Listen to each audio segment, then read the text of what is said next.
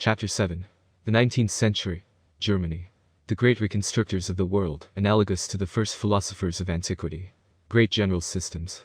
Fichte, Schelling, Hegel, etc. Fichte, embarrassed by what remained of experience in the ideas of Kant, by the part, restricted though it was, which Kant left to things in the external world, completely suppressed the external world, like Berkeley, and affirmed the existence of the human ego alone. Kant said that the world furnished us with the matter of the idea, and that we furnished the form. According to Fichte, form and matter alike came from us. What then is sensation? It is nothing except the pause of the ego encountering what is not self, the impact of the ego against what limits it. But then the external world does exist, for how could our mind be encountered by nothing, and there be an impact of our mind against nothing? But this non-self that encounters self is precisely a product of self, a product of the imagination which creates an object, which projects outside us an appearance before which we pause as before something real which should be outside us.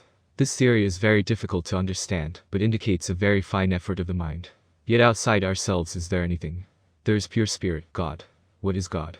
For Fichte he is more Lorder, a very evident recollection of Kant. Morality is God and God is morality. We are in God, and it is the whole of religion, when we do our duty without any regard to the consequences of our actions. We are outside God, and it is atheism, when we act in view of what results our actions may have. And thus morality and religion run into one another, and religion is only morality in its plenitude, and complete morality is the whole of religion.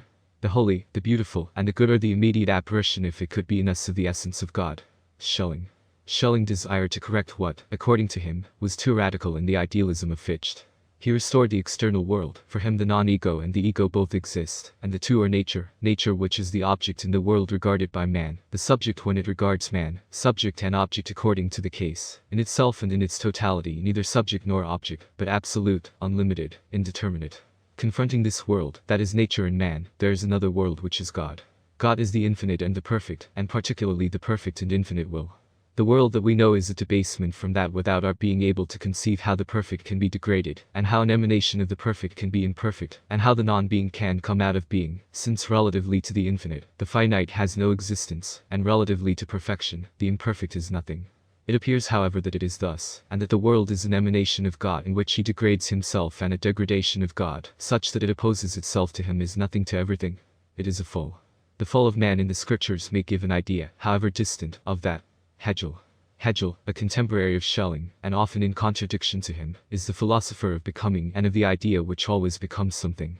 The essence of all is the idea, but the idea in progress. The idea makes itself a thing according to a rational law which is inherent in it, and the thing makes itself an idea in the sense that the idea contemplating the thing it has become thinks it and fills itself with it, in order to become yet another thing, always following the rational law. And this very evolution, all this becoming, is that absolute for which we are always searching behind things, at the root of things, and which is in the things themselves.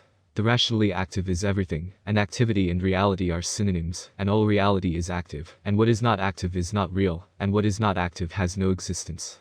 Let not this activity be regarded as always advancing forward. The becoming is not a river which flows. Activity is activity and retroactivity. The cause is cause of the effect, but also the effect is cause of its cause. In fact the cause would not be cause if it had no effect. It is therefore, thanks to its effect, because of its effect, that the cause is cause, and therefore the effect is the cause of the cause, as much as the cause is cause of the effect. A government is the effect of the character of a people, and the character of a people is the effect also of its government. My son proceeds from me, but he reacts on me, and because I am his father, I have the character which I gave him, more pronounced than before, etc. Hence, all effect is cause as all cause is effect, which everybody has recognized, but in addition all effect is cause of its cause, and in consequence, to speak in common language, all effect is cause forward and backward, and the line of causes and effects is not a straight line, but a circle. The deism of Hegel. God disappears from all that. No, Hegel is very formally a deist, but he sees God in the total of things and not outside things, yet distinct. In what way distinct? In this, that God is the totality of things considered not in themselves, but in the spirit that animates them and the force that urges them, and because the soul is of necessity in the body, united to the body, that is no reason why it should not be distinct from it. And having taken up this position, Hegel is a deist, and even accepts proofs of the existence of God, which are regarded by some as hackneyed. He accepts them, only holding them not exactly as proofs, but as reasons for belief, and as highly faithful descriptions of the necessary elevation of the soul to God. For example, the ancient philosophers proved the existence of God by the contemplation of the marvels of the universe. That is not a proof, said Hegel, that is not a proof, but it is a great reason for belief, for it is an exposition, a very exact although incomplete account rendered of the fact that by contemplation of the world the human mind rises to God. Now this fact is of singular importance. It indicates that it is impossible to think strongly without thinking of God. When the passage, although insufficiently logical from the finite to the infinite, does not take place, it may be said that there is no thought. Now this is a reason for belief. After the same fashion, the philosophers have said from the moment that we imagine God, the reason is that he is. Kant ridiculed this proof. Granted, it is not an invincible proof, but this fact alone that we cannot imagine God without affirming his existence, indicates a tendency of our mind which is to relate finite thought to infinite thought, and not to admit an imperfect thought, which should not have its source in a perfect thought, and that is rather an invincible belief than a proof, but that this belief is invincible and necessary in itself is an extremely commanding proof, although a relative one. His political philosophy. The philosophy of the human mind and political philosophy according to Hegel are these. Primitive man is mind, reason, conscience, but he is so only potentially, as the philosophers express it, that is to say, he is so only in that he is capable of becoming so. Really, practically, he is only instincts. He is egoist like the animals, it should be said like the greater part of the animals, and follows his egoistical appetites. Society, in whatever manner it has managed to constitute itself, transforms him and his becoming commences. From the sexual instinct it makes marriage, from capture it forms regulated proprietorship, out of defense against violence it makes legal punishment, etc. Henceforth, and all his evolution tends to that, man proceeds to substitute in himself the general will for the particular will, he tends to disindividualize himself. The general will, founded upon general utility, is that the man be married, father, head of a family, good husband, good father, good relative, good citizen. All that man ought to be in consideration of the general will which he has put in the place of his own, and which he has made his own will. That is the first advance.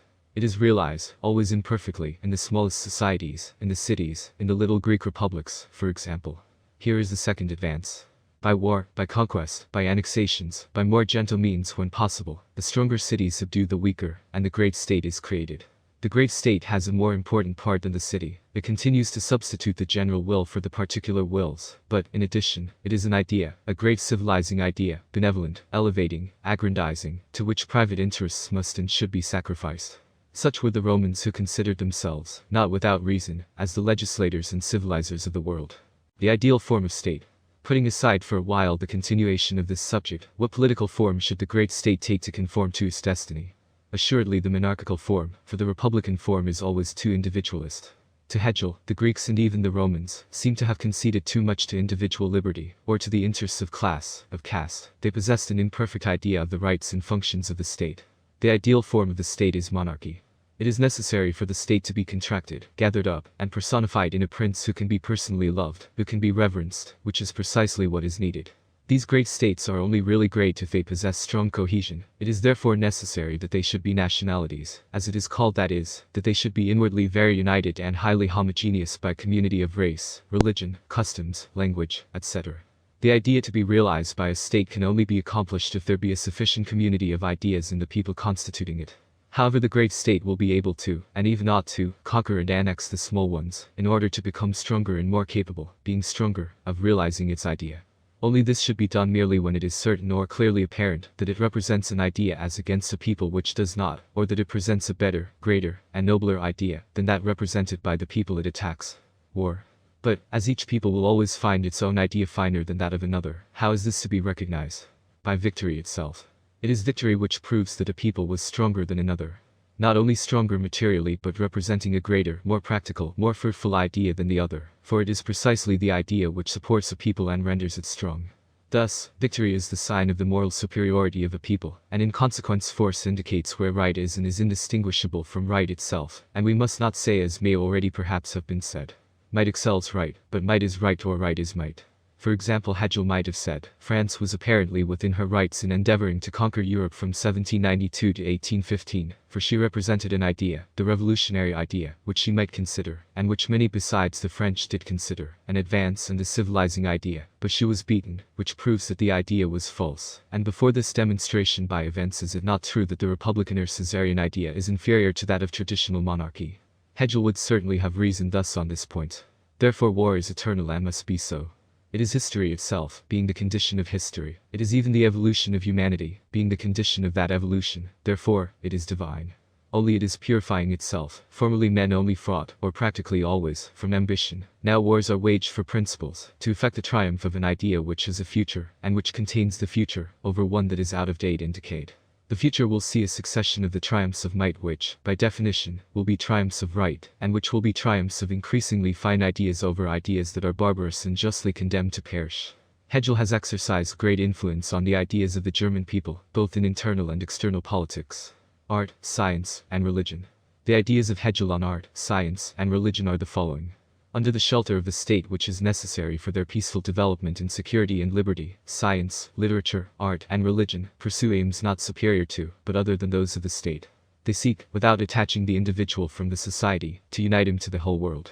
Science makes him know all it can of nature and its laws. Literature, by studying man in himself and in his relations with the world, imbues him with the sentiment of the possible concordance of the individual with the universe. The arts make him love creation by unraveling and bringing into the light and into relief all that is beautiful in it relatively to man, and all that in consequence should render it lovely, respected, and dear to him. Religion, finally, seeks to be a bond between all men and a bond between all men and God. It sketches the plan of universal brotherhood, which is ideally the last state of humanity, a state which no doubt it will never attain, but which it is essential it should imagine and believe to be possible, without which it always would be drawn towards animality more and much more than it is. The Hegelian philosophy has exercised an immense influence throughout Europe not only on philosophic studies, but on history, art, and literature. It may be regarded as the last universal system, and as the most daring that has been attempted by the human mind. Schopenhauer. Schopenhauer was the philosopher of the will. Persuaded, like Leibniz, that man is an epitome and a picture of the world, and that the world resembles us, which is hypothetical, he takes up the thought of Leibniz, changing and transforming it thus. All the universe is not thought, but all the universe is will. Thought is only an accident of the will which appears in the superior animals, but the will, which is the foundation of man, is the foundation of all. The universe is a compound of wills that act. All beings are wills which possess organs conformed to their purpose. It is the will to be which gave claws to the lion, tusks to the boar, and intelligence to man, because he was the most unarmed of animals. Just as to one who becomes blind, it gives extraordinarily sensitive and powerful sense of hearing, smell, and touch. Plants drive towards light by their tops and towards moisture by their roots. The seed turns itself in the earth to send forth its stalk upwards, and its rootlet downward. In minerals there are constant tendencies which are nothing but obscure wills. What we currently term weight, fluidity, impenetrability, electricity, chemical affinities, are nothing but natural wills or inconscient wills. Because of this, the diverse wills opposing and clashing with one another, the world is a war of all against all, and of everything literally against everything, and the world is a scene of carnage. The truth is that will is an evil and is the evil.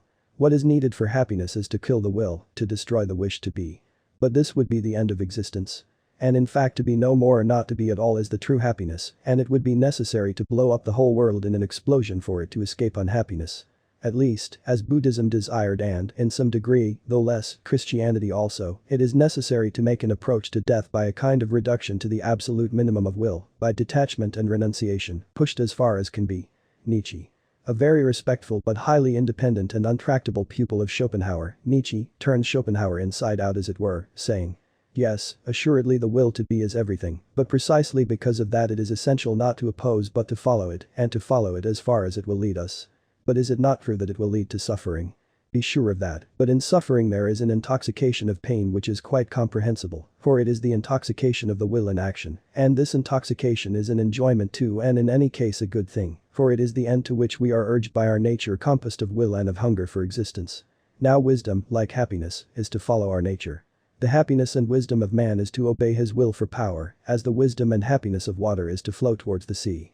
From these ideas is derived a morality of violence which can be legitimately regarded as immoral, and which, in any case, is neither Buddhist nor Christian, but which is susceptible of several interpretations, all the more so because Nietzsche, who was a poet, never fails, whilst always artistically very fine, to fall into plenty of contradictions.